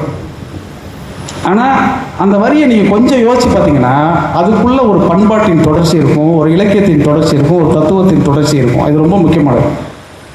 ஒரு பழைய பாட்டு இங்கே இருக்கக்கூடிய அம்மாக்களுக்கு எல்லாமே தெரிஞ்சிருக்கும். நாம் ஒருவரை ஒருவர் சந்திப்போம் என காதல் தேவதை சொன்னால், என் இடது கண்ணும் துடித்தது உன்னை கண்டேன் இந்நாள் நன்னாள் அப்படின்னு தான் நம்ம பாடுவாங்க. 2 பேரும் ஒரே காதல் தானே, 2 பேருக்கும் 2 கண்ணு இருக்குது, 2 பேருக்கும் இருக்கிற ஒரே காதல் தான். எம்ஜிஆர் பாடும்போது சொல்லுவார், நாம் ஒருவரை ஒருவர் சந்திப்போம் என காதல் தேவதை சொன்னால், என் வலது கண்ணும் துடித்தது உன்னை கண்டேன் என்னால் நன்னாள். இவர் வலது கண்ணையும் அந்த அம்மா இடது கண்ணையும், இடது கண்ணும் ஏன் துடிக்கணும்? 2 பேருக்கு இருக்கிற ஒரே காதல் தாங்க, 2 பேருக்கும் ஒரே கண் தானே துடிக்கணும். என்னைக்காவது இதை நீங்கள் யோசிச்சு பார்த்துருக்கிறீங்களா? நீங்கள் யோசிச்சு பாருங்கள். இது மாதிரி கேட்டுட்டு நான் வந்து ஏன் 2 பேருமே வலது கண்ணே துடிக்க வேண்டியதானே அப்படின்னா, நம்மளுடைய பண்பாட்டில், நம்முடைய நம்பிக்கையில், நம்முடைய ஐதீகத்தில் இடது கண் துடித்தால் பெண்ணுக்கு நல்லது, வலது கண் துடித்தால் ஆணுக்கு நல்லது அப்படின்னு வச்சுருக்காங்க. எப்போதுமே இடது பெண்களுக்கு நல்லது தான். நான் சொல்கிறது கருத்து இல்லாமல் சொல்கிறேன். அதனால இடது வந்து துடிக்கட்டும் பெண்ணுக்கு, ஆணுக்கு வலது துடிக்கவே கூடாது. அதனால தான் ஆம்பளை வீட்டு கல்யாணம் வந்தாலும் வலது காலை எடுத்து வச்சு வாமான்னு சொன்னால், மருமகளாக நீ போனீங்கன்னா அது பெரிய கேடு. இனிமேல் எந்த பெண்களும் மாமியார் வீட்டுக்கு போகும்போது வலது காலம் எடுத்து வைக்கவே வைக்காதீங்க. இடது காலம் தான் நான் தூக்கி வைப்பேன், ஏன்னா இடது தான் எனக்கு முக்கியம்னு சொல்லி கால் வச்சு போயிடுங்க. இது சாதாரணமாக நம்ம சொல்லி நகைச்சுவைக்காக நான் சொன்னாலும் கூட இதன் தொடர்ச்சி எங்கே இருக்கிறது என்று தொட்டு நீங்கள் போனீங்கன்னா சங்க இலக்கியத்தில் இருக்கிறது, சிலப்பதிகாரத்தில் இருக்கிறது, தனிப்பாடலில் இருக்கிறது. அதெல்லாம் தாண்டி ரொம்ப சமீபத்தில் நான் சொல்கிறது ஒரு 15-20 வருஷத்துக்கு முன்னாடி வந்த சின்ன கவுண்டர் படத்தில் கூட ஒரு பாட்டு இருக்குது. நான் இந்த மாதிரி ஒரு பாட்டிலும் இருக்கக்கூடிய இந்த தொடர்ச்சியை கவனிச்சுக்கிட்டே இருப்பேன். எவ்வளோ பேர் மாறி மாறி எழுதுறவங்கலாம் வேறு ஆளாக இருப்பாங்க, ஆனால் இந்த கருத்தை திரும்ப எழுதுவாங்க. கூண்டுக்குள்ளே ஒன்றை வச்சு கூடி நின்று ஊற வச்சுன்னு ஒரு பாட்டு இருக்கு இல்லையா? அதில் கண்ணு வலது கண்ணு தானாக துடிச்சதுன்னா ஏதோ நடக்கும் ஒன்று பேச்சுன்னு ஒரு பாட்டு இருக்கு. இது வாலி வந்து எப்பயோ வருஷத்துக்கு எழுதிட்டார். அதுக்கப்புறம் ஆர்வி உதயகுமார் எழுதிட்டார். அதுக்கப்புறம் நானே எழுதிட்டேன்னு வச்சுங்க. என் பாட்டில் தேடினீங்கன்னா இது மாதிரி நிறையா இருக்கும். ஏற்கனவே எழுதினதே தான் நான் எழுதுவேன், உங்களுக்கு தெரியாத மாதிரி எழுதிடுவேன். நீங்களும் நல்லா இருக்குன்னு கொண்டாடுவதனால் தொடர்ச்சியாக பாட்டு கொடுக்குறாங்க. என்னைக்காவது ஒரு நாளைக்கு நிச்சயமாக நான் நம்பிக்கையோடு சொல்கிறேன், ஒரு நல்ல பாடலை நான் எழுதாமல் போகவே மாட்டேன். ஆனால் அதுக்கு இன்னொரு 2500 பாட்டு எனக்கு கொடுக்கணும், அப்போ தான் எழுத முடியும்னு நினைக்கிறேன். ஏன்னா ஒரு பாடலை, ஒரு கதையை அவர்கள் சொல்கிற போது அந்த அனுபவம் நமக்கு வாய்த்திருக்கான்னு நம்ம பார்க்கணும். என்னை பற்றி ரொம்ப அன்போடுக பேசிய சுந்தரன் அவர்கள் பேசுகிற பொழுது ஒரு விஷயத்தை சொன்னார். ரொம்ப கையிலே ஆகாசம் கொண்டு வந்த ஓம் பாசம் அப்படின்னு ஒரு பாட்டு சொன்னார். அது நான் நிறைய காணொலியில் கூட இதை பற்றி சொல்லியிருக்கிறேன். ஆனாலும் இந்த சம்பவத்தை நான் திரும்ப சொல்லணும்னு எனக்கு தோணும். ஏன்னா ஒரு பாட்டுக்கான பல்லவி இருக்கு இல்லையா, அந்த முதல் வரி வந்து சாதாரணமாக நம்மகிட்டேருந்து வர்ற மாதிரி நமக்கே தெரியும். ஆனால் பின்னாடி யோசிச்சு பார்த்தீங்கன்னா ஏதாவது ஒரு சம்பவம் நம்ம வாழ்க்கையில் நடந்திருக்கும். அப்படி ஒரு சம்பவம் அந்த கையிலே ஆகாசம் பாட்டு எழுதுறதுக்கு முன்னாடி நடந்தது. அது எப்படி நடந்ததுன்னு நான் சொல்கிறேன். அந்த பாட்டை பற்றி, அந்த படத்தை பற்றி எனக்கு எதுவுமே தெரியாது. முதல்ல திடீர்னு ஒரு நாள் அந்த படத்தினுடைய இசையமைப்பாளர் ஜிவி பிரகாஷ் வந்து ஃபோன் பண்ணி, அண்ணே இந்த சூரரை போட்டுன்னு சொல்லிட்டு சூர்யா நடிச்சிருக்கக்கூடிய ஒரு படம், அந்த படத்தை ரீரெக்கார்டிங் பண்ணிகிட்டு இருக்கேண்ணே, அதில் வந்து செகண்ட் ஹாஃபில் கிளைமேக்ஸ், ப்ரீ கிளைமேக்ஸ் முன்னாடி ஒரு 10 நிமிஷம் ஒரு காட்சி போகுது. அவங்க வந்து கிராமத்தில் இருக்கக்கூடிய பாட்டியெல்லாம் அழைச்சிட்டு ஃப்ளைட்டில் போயிட்டு ஜெயிச்சிட்டேன்னு அவர் திரும்பி வரணுன்னு, அந்த கேப் வந்து அவர் வந்து இங்கே வந்து ஏர்போர்ட்டில் வந்து இவங்களை ஏற்றி அழைச்சிட்டு போய் திருப்பி வானத்தில் பறக்க வச்சு திருப்பி வந்து இறக்கி விடுற வரைக்கும் எந்த வசனமும் இல்லை, வெறும் ஃபேஸ் ரியாக்ஷன் மட்டும் இருக்குது. இந்த ரியாக்ஷனுக்குலாம் நான் எவ்வளோ ரீரெக்கார்டிங் வாய்ச்சாலும் அந்த உணர்வை என்னால் கொண்டு வரவே முடியலண்ணே. அதனால் அந்த இடத்துல ஒரு சின்னதாக பாட்டு வச்சுக்கலாம் அப்படின்னு சொல்லி அந்த குறிப்பிட்ட அந்த படத்தில் இருக்கக்கூடிய 7 நிமிஷம் இருக்கும். அது அந்த 7 நிமிஷத்தை மட்டும் எனக்கு வெட்டி அனுப்பிச்சி விட்டார் வாட்ஸ்அப்பில். நான் பார்த்துட்டாமப்பா ஒரே மாதிரி இருக்கு, என்ன பண்ணலாம்னா இதுக்கு எழுதிருங்கண்ணே அப்படின்னு சொல்லிட்டாங்க. அப்புறம் பின்னாடியே ஒரு டியூனையும் அனுப்பிச்சிட்டார். இந்த டியூனை வச்சுட்டு நான் எழுதி அனுப்பிச்சிட்டேன். அடுத்த ஒரு அரை மணி நேரத்தில் அந்த பாட்டு ரெக்கார்ட் பண்ணியாச்சு. ஆனால் மொத்த படமும் பார்க்காம இந்த படத்தில் உள்ள கையிலே ஆகாசம் கொண்டு வந்த ஓம் பாசம், காலமே போனாலும் போகாத ராசா, இது எப்படி நான் ஃபீல் பண்ணேன் அப்படின்னு சொன்ன உடனே நான் சொன்னேன், எனக்கும் ஒரு பாட்டி இருக்குது இல்லையா, என் பாட்டியும் இப்படி விமானத்தில் போகணும்னு ஆசைப்பட்டிருக்கு, அதெல்லாம் எனக்கு மனசில் இருக்கணும்டா அப்படி தான் எழுதிட்டேன். இல்லை நீங்கள் ஏதோ விளக்கமாக சொல்லுங்கண்ணே அப்படின்னு சொன்ன உடனே நான் அந்த கதையை சொன்னேன். அதை உங்கள்கிட்ட இப்போ நான் சொல்கிறேன். நான் வந்து சினிமாவில் பாட்டெலாம் எழுதி மன்மதராசான ஒரு படம் பாட்டு கேட்டிருக்கீங்களா? அந்த பாட்டு வந்தோன்னே உலகம் பூரா பயங்கர இதாகிடுச்சு. அது பெரிய வெற்றி அடைஞ்சி. ஒரு பக்கம் பயங்கரமாக திட்டிகிட்டு இருந்தாங்க, இந்த பாட்டெல்லாம் எழுதுறவங்களாம் இன்றைக்கி பாடலாசிரியர் வாழ்றானேன்னு சொல்லி திட்டிகிட்டு இருந்தாங்க. ஆனால் உலக நாடுகள் முழுக்க என்னை கூப்பிட்டாங்க. அப்படி கூப்பிடும்பொழுது துபாயில் ஒரு முறை, அந்த முதல் முறை அப்போ தான் போகிறேன் நான். நீங்கள் நம்பவே மாட்டீங்க, துபாய்க்கு போகிற வரைக்கும், அந்த முதல் முறை மன்மதராசா பாட்டு எழுதுகிற வரைக்கும் வெளிநாட்டுக்கெல்லாம் போகணுன்னா பாஸ்போர்ட்னு ஒன்று எடுக்கணும்னு எனக்கு தெரியாது. ஏன்னா அது வரைக்கும் எனக்கு பாஸ்போர்ட் கிடையாது. எனக்கு மட்டும் இல்லை, எங்கள் பரம்பரையிலே பாஸ்போர்ட் கிடையாது. பாஸ்போர்ட் கிடையாதுங்கிறத விட்டுருங்க, ஏர்போர்ட்டே நாங்கள்லாம் பார்த்ததே கிடையாது. அதுக்கப்புறம் உலகத்தில் ஏறக்குறைய 100 நாளுக்கு மேலே நான் போயிட்டேங்கிறது வேறு. ஆனால் முதல் முறை போகும்பொழுது ஒரு சம்பவம் என்ன நடந்துச்சுன்னா, ஊருக்கு போயிட்டு இந்த மாதிரி துபாயிலேருந்து கூப்பிட்ருக்காங்க, தம்பி பாட்டெலாம் எழுதியிருக்கிறதுனாலன்னு சொல்லிட்டு எங்கள் அம்மா அழைச்சிட்டு போய் எங்கள் அம்மாச்சிக்கிட்ட, அம்மாவோட அம்மாட்ட கிராமத்தில் போய் ஆசீர்வாதம் வாங்கிட்டு குலதெய்வம் கோயிலுக்கெல்லாம் கூப்பிட்டு போனாங்க. ஏன்னா திரும்பி வருவனோ வரமாட்டோன்னு ஏதோ பதட்டமா என்னன்னு தெரில. அதெல்லாம் அப்படியெல்லாம் முதல் முறை போகிறவங்க அப்படி குலதெய்வம் கோயிலுக்கெல்லாம் கூப்பிட்டு போவாங்களான்னு எனக்கும் தெரியாது. எங்கள் பாட்டி உடனே குலதெய்வம் கோயில் போய் பூஜையெல்லாம் போயிட்டு வரா சார் நல்லபடியா அப்படிலாம் சொல்லி நித்தில திண்ணெல்லாம் வச்சு அனுப்பிச்சி விட்டாங்க. என்னை வந்து ஏர்போர்ட்டில் அனுப்பும்போது பார்த்தா ஏதோ போருக்கு போகிற மாதிரி எங்கள் வீட்டிலேருந்து ஒரு 20 பேர் வந்து இமிக்ரேஷன் ஆஃபீஸரே பயப்படுற அளவுக்கு ஒரே கூட்டத்தோடு என்னை அனுப்பிச்சி விட்டாங்க. எனக்கு எதுவுமே தெரியாது. நான் ஒரு பாஸ்போர்ட் வச்சுட்டு பையை வச்சு உள்ளே போய் எப்படியோ போயிட்டு திரும்பி வந்த பிறகு நல்லபடியாக பையன் திரும்பி வந்துட்டான் அப்படின்னு உடனே திருப்பி ஊருக்கு கூட்டிகிட்டு போவாங்கல்ல, திருப்பி குலதெய்வத்துக்கு போய் நன்றி சொல்லணும்ல. திருப்பி கூட்டிகிட்டு போகும்பொழுது எங்கள் அம்மாச்சி என்கிட்ட கேட்டுச்சு, ஏப்பா ரொம்ப பக்கத்தில் இருந்தீங்க, நிலாவை எதுவும் கையில் பிடிக்க முடிஞ்சா, ஜன்னலை திறந்தியா அப்படின்னு கேட்டுச்சு. நான் கூட ஒரு தடவை போகணுப்பா அப்படின்னு சொன்னிச்சு. இல்லை கண்டிப்பாக நீ போகலாம் பார்த்து அப்படின்னோடனே எங்கள் பாட்டி வெத்தலை பார்க்க போடுவாங்க. எப்போ அங்கே ஜன்னலை திறந்து எச்செல்லாம் துப்பிக்கலாம் தானே, ஒன்றும் சொல்ல மாட்டாங்களே அப்படின்னு. பாட்டி எச்சியை துப்புனா எக்ஸிஸ்ட் இருந்து விழுந்துருவோம் பாட்டி எல்லாம் சொல்லி. ஆனால் எங்கள் பாட்டிக்கு வந்து ரொம்ப ஆசையாக இருந்தது. நான் சொன்னேன் இன்னும் ஒரு 6 மாதத்தில் வந்து, அப்போ வந்து இந்த ஐடி கார்டெலாம் வேணும் இல்லையா இமிக்ரேஷனில் காட்டுறதுக்கு, அப்போ ரேஷன் கார்டெல்லாம் அவங்களுக்கு கிடையாது. அதெல்லாம் வாங்கிட்டு நான் அழைச்சிட்டு போகிறேன்னு சொல்லிட்டு நான் 6 மாதம் இல்லை ஒரு 2-3 மாதத்துக்குள்ளேயும் அதை தயாரித்து ரெடியாகி கையில் வர்றதுக்குள்ளேயும் எங்கள் அம்மாச்சி இறந்து போயிடுச்சு. என் வாழ்க்கையில் நான் உலகத்தில் எந்த ஏர்போர்ட்டில் போய் நின்னாலும் ஒரு நிமிஷமாவது எங்கள் பாட்டியை என்னோடய அம்மாச்சியை நான் நினச்சி பார்ப்பேன். அங்கே யாராவது வயசானவங்க கிராஸ் பண்ணாங்கன்னா எங்கள் அம்மாச்சி முகம் எனக்கு ஞாபகத்துக்கு வந்துடும். அதனால் கையிலே ஆகாசம் கொண்டு வந்து இப்போ போய் அந்த பாட்டு இன்னைக்கு கேட்டு பாருங்கள். ஒரு பாட்டி வந்து தன்னுடைய பேரனுக்கு விமானத்தை பற்றி ஆகாயத்தை பற்றி என்ன சொல்லுமோ அதை தான் நான் எழுதுறேனே தவிர சூர்யாவுக்காகவோ சூரிய ரிப்போர்ட்டுக்காகவோ டைரக்டர் சொன்னதுக்காகவோ நான் எழுதலை. எனவே கலை இலக்கியம் எல்லாம் அரசியல் எல்லாமே நம்முடைய வாழ்வில் இருந்து முகிழ்ப்பது தானே தவிர தனியாக எங்கிருந்தாவது கொட்டுறதெல்லாம் கிடையாது. நீங்கள் நல்லா இந்த வெளியிட்டிருக்கக்கூடிய நூல்களை வெளியிட்டிருக்கக்கூடிய படைப்பாளிகளுடைய புத்தகங்களை நல்லா உள்வாங்கி பார்த்தீங்கன்னா எங்கேயோ 2 இடம் 3 இடத்துல அவங்க சொந்த வாழ்க்கையில் பட்ட சோகங்கள், சொந்த வாழ்க்கையில் யாரையோ விட்ட அறை எல்லாம் அங்கே இருக்கும். அதனால் கொஞ்சம் கவனமாக நீங்கள் படித்து பார்த்தீங்கன்னா கண்டுபிடிச்சிடலாம். ஆனால் கண்டுபிடிக்கிற வரைக்கும் தான் சுவாரஸ்யம், கண்டுபிடிச்சிங்கன்னா சுவாரஸ்யம் கிடையாது. எனவே படைப்பு என்பது வந்து இந்த சுவாரஸ்யத்துக்காக தொடர்ச்சியாக இயங்கிக் கொண்டே இருப்பதும். எந்த படைப்பாக இருந்தாலும் ஒரு சின்னதாக பாருங்களேன், ஒரு பாட்டு, ஒரு கற்பனை வந்து எவ்வளவு உச்சத்துக்கு இருக்க முடியும். நீங்கள் யோசிச்சு பார்த்தீங்கன்னா ஆச்சரியமாக இருக்கும். விழியிலே மலர்ந்ததுன்னு ஒரு பாட்டு இருக்குது. விழியிலே மலர் அந்த பாட்டு இருக்கு இல்லையா, நான் பாடினா நல்லா இருக்காது, அதனால தான் ஸ்டாப் பண்ணிட்டேன். அந்த பாட்டு நீங்கள் கேட்டுக்கங்க. அதில் ஒரு வரி இருக்குது, கையளவு பழுத்த மாதுளை, கையளவு பழுத்த மாதுளை, பாலில் நெய்யளவு திரிந்த புன்னகை அப்படின்னு இருக்கு. பாலில் நெய்யளவு திரிந்த புன்னகை, இந்த ஒரு வரி இருக்கு இல்லையா, இது வந்து இங்கே இருக்கக்கூடிய எந்த புத்தகத்திலும் இப்படி ஒரு கற்பனையை ஒரு சினிமா பாட்டுக்குள்ளே இருக்குங்கிறத நீங்கள் யூகிக்கவே முடியாது. ஆனால் யோசிச்சு பாருங்கள், பாலுக்குள்ளே நெய் இருக்குது, பாலில் நெய்யளவு திரிந்த புன்னகைன்னா அந்த பாலை காய்ச்சி உர ஊற்றி அதுலேருந்து எடுத்து அதுக்கு பிறகு தான் நீங்கள் நெய்யாக்க முடியும் இல்லையா. ஆனால் பாலை பார்த்தோன்னே அதுக்குள்ளே நெய் இருக்குங்கிற அளவுக்கு அவன் சிரிச்சிட்டான்னா எப்படி சிரிச்சிருப்பாங்க. நானும் யோசிச்சு பார்த்தேன், இது எப்படி தான் அந்த கவிஞன் எழுதியிருப்பார். பஞ்சவர்ணாசனம் எழுதிய ஒரு பாட்டுது, போகிற போக்கில் போகிற வரியில் இது எங்கேயாவது இது சாதாரணமாக அவர் எழுதிக்கவே முடியாது. இது நிச்சயமாக நான் வந்து என்னென்னா ரொம்ப சிறப்பாக இருந்துச்சுன்னா அது சம்மந்தப்பட்டவங்க சிந்திச்சிருக்கவே மாட்டாங்கிறதுல ரொம்ப ஆழ்ந்த நம்பிக்கை இருக்கும். ஏன்னா நான் எழுதின எந்த நல்லதுமே நம்மளது கிடையாதுன்னு எனக்கு நல்லா தெரியும். அதனால் எங்கே இருக்குன்னு திருப்பி தேடி பார்த்தா நாச்சியார் திருமொழியில் ஒரு இடம் இப்படியே இருக்குது, பாலில் நெய்யளவு திரிந்த புன்னகைங்கிறது. அப்போது ஒரு சினிமா பாட்டு எழுதுவது என்றாலும் கூட தம்பிக்கு சொல்லிக்கிறேன், ஒரு ஆண்டாள் பாசுரத்தை படிக்கணும், சங்க இலக்கியத்தை படிக்கணும். இப்படி தொடர்ச்சியாக நீங்கள் எல்லாவற்றையும் படித்தால்தான் சினிமா பாட்டை கொண்டு வந்து சேர்க்க முடியும்.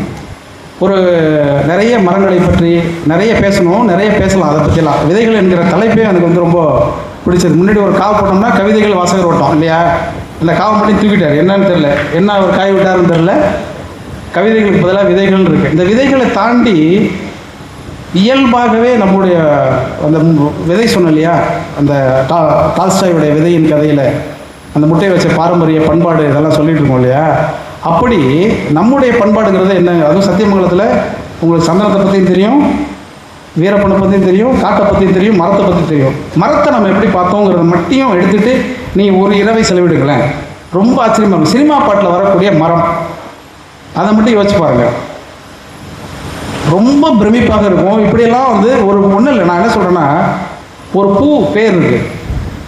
சாதாரணமாக நீங்கள் யோசிச்சு பாருங்கள், ஒரு உங்கள் தலையில் வைக்கக்கூடிய மல்லிகைப்பூ, இன்றைக்கி நிறைய பேர் பூ தலையில் மல்லிகைப்பூ இருக்குது. இந்த மல்லிகைப்பூ அப்படிங்கிறது நீங்கள் இப்போ இருக்கக்கூடிய பஸ் ஸ்டாண்ட்லேயோ எங்கேயோ வழக்கமான ஒரு பூக்கார அக்காட்டை நீங்கள் வாங்கி வச்சுருப்பீங்க. இந்த பூ வைக்கணுங்கிறது, அதுவும் பூ வாங்கி கொடுத்தா ஒரு பெண்களுடைய மனம் எப்படி இருக்கும், அதுவும் மாமா வாங்கி கொடுத்தா எப்படி இருக்குங்கிறது எல்லாருக்கும் தெரியும். அந்த மனநிலை எப்படி வந்தது? காட்டில் இருந்த ஒரு மல்லிகைப்பூவை கொண்டு வந்து இந்த நகரத்தில் நவநாகரிகமான ஏஐ தொழில்நுட்பமெல்லாம் வந்துவிட்ட பிறகும் கூட இன்னமும் மாமா பூ வாங்கி கொடுத்தா சிறப்பாக இருக்குது அப்படிங்கிற மனோநிலை எதனால் கட்டமைக்கப்பட்டது நீங்கள் யோசிச்சிங்கன்னா, உங்களுடைய ஆதி மனநிலையிலிருந்து கட்டமைக்கப்பட்டிருக்கிறது. அதுதான் இலக்கியமாகவும் தத்துவமாகவும் அரசியலாகவும் எல்லாமுமாகவும் இருக்கிறது. இப்படி சாதாரணமாக சின்ன சின்ன விஷயங்களே யோசிச்சு பார்த்தீங்கன்னா ரொம்ப ஆச்சரியமாக இருக்கும். நான் சாதாரணமாகவே வந்து ஏதாவது ஒரு வரிகளை வந்து எழுதிட்டு அந்த இயக்குனருக்கு கொடுக்கும்பொழுது, ஆனால் இது ரொம்ப சாதாரணமாக இருக்கிறேன் அப்படின்னு சொன்னால், சாதாரணமாக இருந்தால் தான் சிறப்பாக இருக்கும்னு சொல்லிடுவேன் நான். ஏன்னா சாதாரணமாக இருக்கிறது அவ்வளோ கஷ்டம் இல்லையா? காந்தி ரொம்ப சாதாரணமாக தான் இருந்தார், ஆனால் நிறைய செலவு பண்ணார் இல்லையா? சிம்பிளாக இருக்கிறதுக்கு அவ்வளோ செலவு பண்ணணும். அது மாதிரி சிம்பிளாக எழுதுறதுக்கு வந்து அவ்வளோ சிரமப்படணும். நீங்கள் சிரமப்படாமல் எழுதலாம் அப்படின்னு நீங்கள் நினைப்பீங்க ஒரு வரியை, ஆனால் அது அவ்வளோ கஷ்டமாக இருக்கும். ஒரே சுச்சுவேஷன் சொல்கிறேன் பாருங்கள். ஒரு டைரக்டரு தொடர்ச்சியாக ஒரு 5 படம் எடுத்தார். 5 படத்துக்கு நான் பாட்டு எழுதினேன். 5 படத்துக்கு ஹீரோ வேறு, ஹீரோயின் வேறு. 5 படத்துக்கு பாடலாசிரியர் நான் தான், இசையமைப்பாளர் அவர் தான், இமான் தான். 5 படத்துக்கு எப்படி ஒரே சுச்சுவேஷன், கட் பண்ணால் சாங்கு. 2 பேரும் பார்த்தாங்க சார், அப்படியே கண்ணை 2 பேரும் பார்த்துக்கிட்டாங்க, பார்த்தோன்னே கட் பண்ணால் சாங்குன்ட்டான். கட் பண்ணால் சாங்குனா எதை கட் பண்ணுறது? அவன் என்னத்தை கட் பண்ணுறான்னு நமக்கும் தெரியாது. சரி சொல்லுப்பா கதை என்னப்பா அப்படின்னு சொன்னாங்க. வருத்தப்படாத வாலிபர் கொண்டு ஒன்று. அந்த படத்தில் வந்து ஒரு சுச்சுவேஷன் சொன்னான் அந்த இயக்குனர் பொன்ராம்னு சொல்லிட்டு, ரொம்ப நண்பர் தான் அவர். அவருக்கு முன்னாடி ஒரு படம் அவர் எடுத்தார், திருத்தம்னு சொல்லிட்டு. அந்த படத்துக்கு நான் பாட்டு எழுதியிருக்கேன். அதுலேயும் கட் பண்ணால் சாங் தான், அது ஒன்று எழுதியிருக்கோம், அதை விட்டுருங்க. அதே மாதிரியான ஒரு சுச்சுவேஷன். என்னப்பா சுச்சுவேஷன் சார்? சிவகார்த்திகேயன் வந்து ஸ்ரீதிவ்யாவை லவ் பண்ணுறாரு. ஓகே, அதானே ஹீரோ ஹீரோயின்னா அதானே நடக்கும், அது ஒன்றும் பிரச்சனை இல்லை. என்னப்பா எந்த இடத்துல பாட்டு அப்படின்னோடனே, சார் ஸ்ரீதிவ்யாவுடைய மாடு வந்து கேணியில் விழுந்துருச்சு சார். ஐயோ என்னப்பா த்ரில்லான சுச்சுவேஷன் நான் சொல்கிறேன். ஆமாம் சார். அப்போ போய் அந்த கேணிக்குள்ளே அந்த கிணத்துல விழுந்த அந்த மாட்டை வந்து சிவகார்த்திகேயன் தூக்குறாரு சார். ஓகே, ரொம்ப நல்ல விஷயம்ப்பா. தூக்கிட்டு மேலே வந்துடுறாரு சார். மேலே ஓகேப்பா ரைட்டு. அப்போ என்ன, கிணத்து மேட்டில் வந்து ஸ்ரீதேவியோட அம்மா நிற்கிறாங்க சார். ஆமாம், மாடுகள் தான் அவங்க பத்திரத்தில் நிற்பாங்க தானேப்பா. ஆமாம் சரி, அவங்க நிற்கிறாங்க. சரி, என்ன பண்ணுறாங்க? அவங்க வந்து ஒரு துண்டை வந்து மகள்கிட்ட கொடுத்து, துண்டை கொடு அப்படின்னு சொன்னாங்க. ஸ்ரீதிவ்யா கொண்டு வந்து துண்டை கொடுத்துச்சு சார். அங்கேருந்து சாங் சார்னு சொன்னான். நான் சொன்னேன், நியாயமாக இந்த சுச்சுவேஷன் எங்கே இருக்குன்னா, தன்னை காப்பாற்றிட்டான்னு சொல்லி அந்த மாடு தான் பாடணும் இல்லையா? என்னை காப்பாற்றிட்டவன் இது ஓகே. அப்படியே இல்லை அப்படின்னாக்க ஸ்ரீதேவி அம்மா தான் அந்த மாட்டுக்கு சம்மந்தப்பட்டவங்க, அவங்க பாடணும். அவங்களும் பாடலைன்னா துண்டு அந்த அம்மா இது கொடுத்து அவங்கள்ட்ட கொடுத்து சொல்லுது. நேராகவே அந்த அம்மா கொடுத்துருக்க வேண்டியதானே? சரி பரவாயில்ல, பக்கத்தில் ஒரு பொண்ணு இருக்குது, இவ்வளோ சுச்சுவேஷனை காம்ப்ளிகேட்டாக வச்சு அந்த இடத்துல பாட்டுன்னு சொல்கிறியாப்பா? இல்லை சார், அது அப்படி பார்த்தாங்க சார் அப்படின்னா. அப்படிலாம் பார்க்கக்கூடாதுப்பா, அப்படி பார்க்கவே கூடாது, அது தப்பாக இருக்குது, இந்த பார்வையே தப்புன்னு சொல்லி நான் கிண்டல் அடிச்சுட்டே இருக்கும்போது டியூன் போட்டாப்புல இமான்.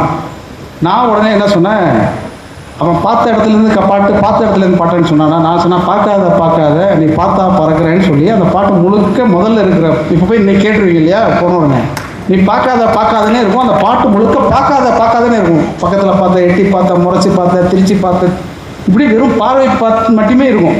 ரொம்ப சந்தோஷமாக எழுதி முடிச்சுட்டு அந்த பாட்டு வெளியே இருந்தது. அந்த பாட்டு பெரிய வெற்றி அடைஞ்சிருச்சு. அதுக்கப்புறம் கட் பண்ணால் அடுத்த படம் வந்து ரஜினி முருகன் அப்படின்னு சொல்லிட்டு வந்தார். இது என்ன பண்ணோன்னா சார், அந்த அவங்க வீட்டுக்குள்ளே ஒரு சிவகார்த்திகேயனுக்கும் அந்த ஹீரோயினுக்கும் வீட்டில் ஒரு ஃபங்க்ஷன் சார். அங்கே வந்து சின்னதாக வந்து ஒரு பொண்ணு வந்து பூப்படைஞ்சிருது. அந்த பூப்பு நீராட்டு விழா மாதிரி ஒரு ஃபங்க்ஷன்ப்பா. அங்கே வந்து அந்த ஒரு வாழை மரத்தை வெட்டுறாங்க சார். கட் பண்ணி, என்னப்பா ஒன்று மாடு கேடியில் விழுந்துருச்சுங்கிற, அடுத்தது வாழை மரத்தை வெட்டுறாங்கிற, இது என்னப்பா எப்படிப்பா எழுத முடியும், அதே தான் சுச்சுவேஷன் அப்படின்னோடனே சரி ஓகே, அங்கே வந்து பார்க்காதன்னு எழுதிட்டோம், இங்கே என்ன பண்ணலாம் அப்படின்னு சொல்லிட்டு உன் மேலே ஒரு கண்ணு, நீ தான் முறை பொண்ணு அப்படின்னு எழுதி கொடுத்தேன். ஓகே, தப்பிச்சிருச்சா? இதே மாதிரி சுச்சுவேஷனாக அடுத்த தடவையும் வந்துட்டான். வரிசையாக ஒரே சுச்சுவேஷனுக்கு நான் மட்டுமே ஒரு 800 பாட்டு இப்படி எழுதியிருப்பாங்க. கட் பண்ணால் சாங்குன்னா எவ்வளோ தான் எழுத முடியும்? இப்போ பெரிய சவாலே என்னென்னா, ஒரு பாட்டில் வந்து இப்போ வந்து கண்ணும் அப்படின்னு ஆரம்பிச்சிட்டேன்னா என்னோடய லிஸ்ட்டில் கண்ணும்னு அடுத்த பாட்டை நான் ஆரம்பிக்கவே முடியாது இல்லையா? அப்படின்னா 2500 பாட்டில் 2000 பாட்டுக்கு மேலே நான் வார்த்தையை பயன்படுத்திட்டேன். திருப்பி பயன்படுத்தவே முடியாது, அப்படியே எழுதி முடிச்சிருவோம். ஆனால் ஒரு 14,000 வார்த்தைகளை வைத்துக்கொண்டு திருக்குறள் என்கிற மாபெரும் ஒரு இலக்கியத்தை வள்ளுவன் உருவாக்கியிருக்கிறானே, இது எப்படின்னு யோசிச்சு பாருங்க. இவ்வளோ 2500 பாட்டில் நான் எவ்வளோ வாக்கியம் யூஸ் பண்ணிட்டேன், எத்தனை வார்த்தை யூஸ் பண்ணிட்டேன், எல்லாமே மிக சாதாரணமானது. ஆனால் ஒரு சொல்லை, ஒரு வரியை, ஒரு அர்த்தத்தை, ஒரு கருத்தை எப்படி சொல்வது என்பதை வேறு எந்த புத்தகத்தையும் நீங்கள் வாங்குறீங்களோ இல்லையோ, எல்லார் வீட்லேயும் ஒரே ஒரு திருக்குறள் நீங்கள் போய் வாங்கி வச்சுங்க. ஒரே ஒரு அற்புதமான ஒரு திருக்குறளை மட்டும் நான் சொல்லிட்டு நிறைவு செய்யலாம்னு நினைக்கிறேன், நேரம் நெருங்கிடுச்சு. ஒரு பொண்ணு என்ன பண்ணுறா, இந்த பசலை அப்படிங்கிறத பற்றிலாம் உங்களுக்கு தெரியுமா? இப்போல்லாம் பசலைன்னு சொன்னால் ஓங்கி அரைஞ்சிடுவாங்க, அதெல்லாம் இப்போல்லாம் ஒன்றும் கிடையாது. கை வளையல் கலண்டு விழுற அளவுக்கு உடம்பு விழிஞ்சிடும், இதுதான் பசலை. அந்த காலத்தில் அப்படி இருந்திருக்கும் போல இருக்கு. இந்த காலத்தில் நம்ம வளையலும் போடுறதில்லை, வளையல் போட்டாலும் கலந்து விழுறதில்லை, அது கலந்து விழுறாலும் யாரும் கவலைப்பட போகிறதில்லை. ஆனால் அந்த காலத்தில் அப்படி ஒன்று இருந்திருக்கு. அதில் ஒரு குறள் அவர் எழுதுவார், துறைவன் துறந்தமை தூற்றாக்குள் முன்கை இரவா நின்ற வலை. கணவன் தன்னை விட்டு பிரிஞ்சு போயிட்டான் அப்படின்னு உடனே உடல் மெலிஞ்சு கண்ணாடி வலையில் கலந்து விழுந்துருச்சான். இது வந்து ஒரு காட்சி. இந்த கண்ணாடி வளையல் கலந்து விழுந்தோடனே, அந்த வளையல் கலந்து விழுந்தோடனே அந்த பொண்ணு பதட்டம் அடைஞ்சிட்டாலாம். நானும் கணவனும் பிரிஞ்சிட்டோங்கிறது உலகம் தெரிஞ்சிடும், ஊர் தெரிஞ்சுக்குங்கிறதுக்காக பதட்டம் அடைஞ்சிட்டு கையை கீழேயே விடாமல் கையை தூக்கிக்கிட்டே நடந்தாலாம், கீழே விழுந்துரும்னு. இது என்னடா இது இப்படி ஒரு காட்சி இருக்கே அப்படின்னு சொல்லிட்டு, இது எங்கேயாவது சினிமா பாட்டில் வச்சுருக்காங்களான்னு நானும் யோசிச்சு பார்த்து, ஆனால் இல்லாமல் இருக்காதுல்ல. எவ்வளவு சிறந்த வரிகளையும் தமிழ் திரைப்பட பாடலாசிரியர்கள் தன்னுடைய ஆக்கத்தினால், ஆர்வத்தினால் சினிமா பாட்டுக்குள்ளே வச்சுருக்காங்க. அந்த பாட்டு எங்கேங்கிறத நான் அப்புறம் சொல்லிடுறேன். இதை படிச்சுட்டே இருக்கும் பொழுது தமிழும் பிராகிருதமும்னு சொல்லிட்டு ஒரு புத்தகம், மதிவாணன் ஐயா அவர்கள் எழுதின ஒரு புத்தகம். அதில் வந்து என்னென்னா, திருக்குறளுக்கும் பிராகிருத மொழியில் இருக்கக்கூடிய இதே மாதிரியான ஒப்புமையும் சேர்த்து ஒரு புத்தகம் எழுதியிருக்கிறார். நான் படிப்பதனால் என்ன நன்மைன்னு சொல்ல வரேன். ஒப்பிட்டு பார்க்கும்பொழுது நம்மளே அறியாமலே ஒரு உற்சாகம் ஏற்படும், நிறைய செய்திகளை தெரிஞ்சுக்க முடியும். அதில் என்னென்னா, அதே மாதிரி ஒருத்தர் வந்து கையை தூக்கிக்கிட்டு நடந்து தெருவில் போயிட்டு இருந்தாலும், கையை தூக்கிட்டு தெருவில் நடந்து போனாக்க பார்க்குறவங்க சிரிக்க தானே செய்வாங்க. இவங்களுக்கு தான் பைத்தியம் பிடிச்சிச்சு போல இருக்கு, கையை தூக்கிட்டு போய் நடந்து போயிட்டு இருக்கா, என்ன பிரச்சனை அப்படின்னு சொன்ன உடனே, இல்லை அவள் வந்து துன்பக்கடலில் நீந்திக்கிட்டு இருக்கிறா, அதனால கையை தூக்கிட்டு போகிறான். நம்ம சொல்கிறது கைவளையை கலந்து விழுறது, கை தூக்கிட்டு போகிறோம். பிராகிருதத்தில் என்ன சொல்கிறோம்னா, துன்பக்கடலில் நீந்தினாலும், உண்மையில் கடல்லையோ ஆற்றுலையோ நீந்துறீங்கன்னா கையை தூக்கிட்டு தானே போகணும். அந்த துன்பக்கடலில் நீந்து கொண்டு கணவன் இல்லைங்கிறதுனால கணவன் இல்லைன்னா தான் நம்ம மகிழ்ச்சிக்கு போவோம். ஆனால் துன்பக்கடலை நீந்துவதான ஒரு கற்பனையை சொல்லிட்டு இப்படியெல்லாம் இருக்கு இல்லையா. இது மாதிரி ஒரு 10 இருக்குது, டைம் இல்லை, அதனால் அதை மட்டும் சொல்லிடுறேன். அந்த காட்சியை அம்மன் கோயில் கிழக்காரன்னு ஒரு பாட்டு கங்கை அம்மன் எழுதியிருக்காரு. கண்ணாடி வலை முன்னாடி விலை தென்தேகம் மெலிஞ்சாச்சு. அவர் பிரமாதமான ஒரு சினிமா காதலில் தான் இருக்கிறார். அவர் எத்தனை வேலையில் கலந்து விட வச்சாரோ எனக்கு தெரியல. அந்த பாட்டை நீங்கள் கேட்டு பாருங்கள். கண்ணாடி விலை முன்னாடி விலை அப்படின்னா 2 வார்த்தை தான். இதோட தொடர்ச்சி எங்கே இருக்குது? திருக்குறளில் இருக்குது, பிராகிருதத்தில் இருக்குது, அப்படியே சங்க இலக்கியத்துக்குள்ளே போகலாம். இன்னும் நிறைய என்னுடைய அகத்திரைன்னு ஒரு புத்தகம் இங்கே கிடைக்குதான்னு தெரில, வாங்கி பாருங்கள். இது அதை பற்றிலாம் எழுதியிருக்கிறேன் நான் தொடர்ச்சியாக. அப்படி ஒரு சின்ன வரியை வைத்துக்கொண்டு, ஒரு சின்ன சொல்லை வைத்துக்கொண்டு, ஒரு கருத்தை, தத்துவத்தை, அரசியலை எல்லாவற்றையும் புரிந்து கொள்வதற்கு எது நமக்கு திரும்ப உதவி கொண்டே இருக்கும்னாக்க புத்தகங்கள் தான் உதவிக்கிட்டே இருக்கும். ஏனென்றால் இந்த சமூகம் படி என்று சொன்ன சமூகம். எனக்கு திரும்ப ரொம்ப சந்தோஷமாக இருக்கிறது வந்து என்னென்னா, இந்த ஆடி மாதத்தில் அம்மையே நகர காத்திருக்கிற காலத்தில் புத்தகத்திற்கு ஒரு காட்சியை ஏற்படுத்தி இவ்வளவு அரங்கு நிறைந்த கூட்டம் ரொம்ப ஆச்சரியமாக தான் இருக்குது. தொடர்ச்சியாக வழக்கமாக கமர்ஷியலாக நடத்தக்கூடிய புத்தக காட்சியில் கூட இவ்வளவு அரங்கு நிறைந்த கூட்டத்தை நானே பார்த்ததில்லை. ஆனாலும் இந்த சத்தியமங்கலம் மக்களுக்கு நான் மறுபடியும் என்னுடைய நன்றியை தெரிவித்துக் கொள்கிறேன். இறுதியாக ஒரே ஒரு விஷயத்தை மட்டும் நான் இங்கே நிறைய மாணவர்களும் இருக்கிறதுனால இந்த வாசிப்பினுடைய தத்துவத்தை, வாசிப்பினுடைய முக்கியத்துவத்தை, நம்முடைய தமிழ் மரபு எப்படி வைத்திருந்ததுங்கிறத ஒரே ஒரு சங்கப்பாட்டிலேருந்து நான் சொல்லி முடிச்சுக்கிறேன். அதை தாண்டி இந்த அரங்கத்தில் வந்து ஏராளமான பிரபலங்கள் வந்து இங்கே இருக்கிறீங்க. ஒவ்வொருத்தரையும் பார்க்கும்போது ரொம்ப ஆச்சரியமாக இருக்குது. ரொம்ப குறிப்பாக பிரமிழ் என்கிற ஆக சிறந்த தமிழ் முன்னோடியை புத்தகங்களாக்கி நம்ம எல்லோரும் கையில் வாசிப்பதை கொடுத்த காலசுப்ரமணியம் இந்த அரங்கத்தில் தான் அமர்ந்திருக்கிறார். எனக்கு ரொம்ப அவரை பார்த்தோன்னே ரொம்ப மகிழ்ச்சி. எனக்கு எவ்வளோ சத்தியமங்கலம் வந்து எவ்வளோ சிறந்த ஒரு இனிமேல் வருஷம் வருஷம் என்னை கூப்பிட்டா கூட நான் கண்டிப்பாக வந்து இங்கேயே ரெக்கார்டிங்கில் எழுதிடுவேன் நினைக்கிறேன். அவ்வளோ மகிழ்ச்சியாக எனக்கு இருந்தது. நம்ம தமிழ் சமூகத்தில் கல்விங்கிறது என்ன அப்படின்னா, திரும்ப திரும்ப நீங்கள் யோசிச்சு பாருங்கள், இந்த தமிழ் சமூகத்தில் மட்டும் இல்லை,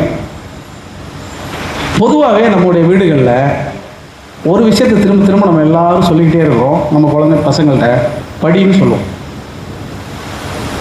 படி படி படி நம்ம சொல்லிக்கிட்டே இருக்கோம். குழந்தைங்க படிக்கிறதுங்கிறதெல்லாம் வேறு.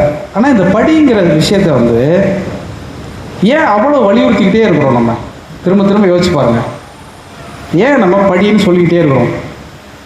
சமீபத்தில் ஒரு 10 ஆண்டுகளில் வந்திருக்கக்கூடிய படங்களை நீங்கள் வரிசையை எடுத்து பார்த்தீங்கன்னா எல்லா படத்துலையும் படின்னு சொல்லிகிட்டே இருப்பாங்க. பிள்ளை குட்டிகளை படிக்க வைக்கிறாங்க அவர் சொல்லுவார். சிதம்பரம் எப்படியாவது படிச்சுக்கிறான்னு சொல்கிறாரு. கர்ணனில் போனீங்கன்னாக்கா பஸ் நிப்பாட்டுறவங்க படிக்க போகணுன்னு சொல்கிறான். வரிசையாக சூரரை போட்டில் போட்டிங்கன்னா படிப்புனால என்ன பயன்னு சொல்கிறாங்க. ஜெய்பீமுக்கு போனாக்க மண்ணில் ஈரம் கொண்டோன்னு அந்த குழந்தை படிக்குது. ஒரு சமூகத்துக்குள்ளே இந்த படிப்பை பற்றின புரிதல் வந்து எப்பயிலேருந்து வந்திருக்கும்னு யோசிச்சு பார்த்தீங்கன்னா, சங்க இலக்கியத்துக்கு முன்னாலிருந்து வந்திருக்கிறது. திரும்ப திரும்ப திரும்ப படி படி படி படி நம்ம சொல்லிக்கிட்டே இருக்கிறோம். அப்படி படிப்படின்னு சொல்வதற்கு பின்னால் நமக்கு என்ன இருக்குன்னா, படிப்பினால் தான் நாம் எல்லாவற்றையும் புரிந்து கொள்ள முடியும், படிப்பினால் தான் நாம் எல்லாவற்றையும் கைக்கொள்ள முடியும் அப்படிங்கிற ஒரு மனநிலையை இந்த சமூகமே உருவாக்கி வைத்திருக்கிறது இல்லையா? அதனால தான் இன்றைக்கி தமிழ்நாடு முழுக்க இருக்கக்கூடிய எல்லா மாவட்டங்களிலும் எல்லா சிறு கிராமங்களிலும் இந்த புத்தக கண்காட்சிகள் நடத்தப்பட்டு கொண்டே இருக்கிறது. அது ரொம்ப பெருமிதமானது. நீங்கள் வெளி மாநிலங்கள் எல்லாம் போய் பார்த்தீங்கன்னாக்கா எல்லாம் தான் படிச்சுங்க, கடைசியில் இப்படி போய் ஓட்டு போட்டிங்களேன்னு சொல்கிறாங்க. அதுக்கு நாம் ஒன்றும் பதில் சொல்ல முடியாதுன்னு வச்சுக்கோங்க. என்னத்தை படிச்சிங்கனாக்கா உண்மையிலே அது ஏதோ ஒரு காரணம் இருக்கலாம், காரியம் இருக்கலாம். அந்த அக்காலாம் சிரிக்கிறத பார்த்தா அந்த அக்காலாம் கடுமையாக புரியல.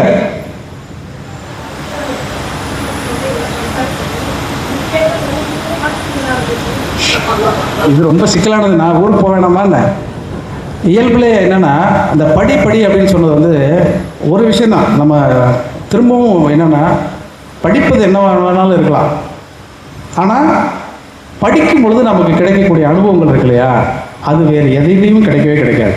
எனக்கு முன்னாடி வரவேற்புரை ஆற்றல் இருக்கும்போதோ யாரோ ஒருத்தர் பேசும்போது கூட ரொம்ப பிரமாதமாக ஒருத்தர் சொன்னார், இந்த காட்சி ஊடகம் இல்லை இவங்க ஏற்புரை வழங்கும் போது சொன்னாங்க நினைக்கிறேன், காட்சி ஊடகங்கள்னால நம்முடைய கற்பனைகள் குறைஞ்சி போயிடுச்சு அப்படின்னு சொன்னாங்க. உண்மைதான். இப்போது ஒரு நாவலில் வந்து ஒரு அழகான பெண் அப்படின்னு ஒரு வரி இருக்குன்னு வச்சுக்கோங்களேன், ஒரு அழகான பையன் அப்படின்னு வச்சுக்கோங்க. படிக்கும் பொழுது நீங்கள் பார்த்ததுலேயே இருக்கிற அழகான பொண்ணை நினச்சி அதை படிக்க ஆரம்பிப்பீங்க இல்லையா?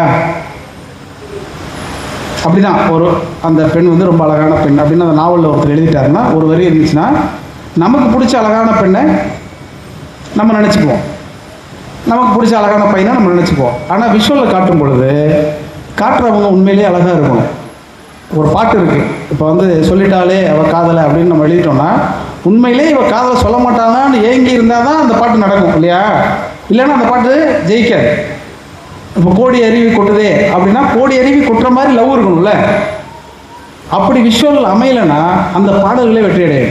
அது மாதிரி நிறைய சந்தர்ப்பங்கள் ரொம்ப பிரமாதமாக எழுதி நானே இசையமைப்பாளர், பாடகர், அந்த படத்தின் இயக்குனர் எல்லாரும் ரசித்த பிறகு அந்த நடிகரால் அந்த பாட்டு யாருமே கேட்காம போயிடுவாங்க. ஏன்னா அவங்க பார்க்க விரும்பாங்க. நாங்கள் என்ன நினச்சிக்கோம், பிரமாதம் வந்துருச்சு பாட்டுன்னு நினச்சிட்டு இருக்கோம், யாரும் கேட்காம இருப்பாங்க. இந்த பாட்டுலாம் விளங்கவே விளங்காத நினைப்போம். அந்த பாட்டு மிகப்பெரிய வெற்றியாகி தேன் தேன் தேன்னு உலகம் பூரா கொண்டாடிடுவாங்க. எதுக்கு சொல்கிறேன்னா, அப்போது இந்த கற்பனைகள் என்பது வெளியே இல்லை, உங்கள் மனதுக்குள்ளேயே இருக்கிறது. இந்த மனதையும் மறுபடியும் ஊக்கப்படுத்திக் கொள்வதற்கும் உற்சாகப்படுத்திக் கொள்வதற்கும் உங்களுக்கு எதுவுமே உதவாது. வாசிப்பு என்கிற ஒன்று தான் உதவும். அதனால் வாசித்து கொண்டே இருங்க. திரும்ப திரும்ப திரும்ப வாசிப்பதன் மூலமாகத்தான் நாம் நம்மை உணர்ந்து கொள்ள முடியும். என் குலம் என்றுனை தன்னிடம் ஒட்டிய மக்கள் பெருங்கடல் பார்த்து மகிழ்ச்சிகள் அறிவை விரிவு செய் அகண்டமாக்கு விசால பார்வையால் விழுங்கு மக்களை மானிட சமுத்திரம் நான் என்று நன்றி, வணக்கம். வாசிப்பு ஒன்றே மனிதனை